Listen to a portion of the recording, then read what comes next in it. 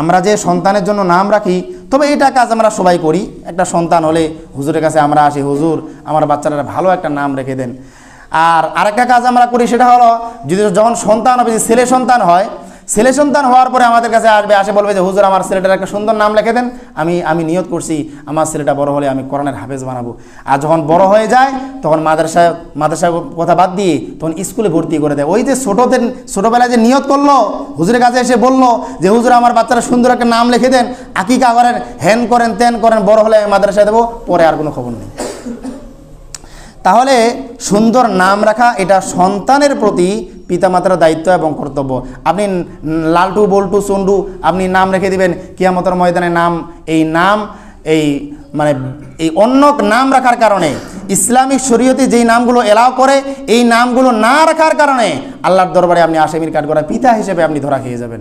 এই জন্য অবশ্যই সন্তান হওয়ার পরে ইসলামিক শরীয়তে ইসলামিক নাম, অর্থবোধ নাম আপনাকে অবশ্যই সিলেকশন করে আপনাকে রাখতে হবে। এরপরে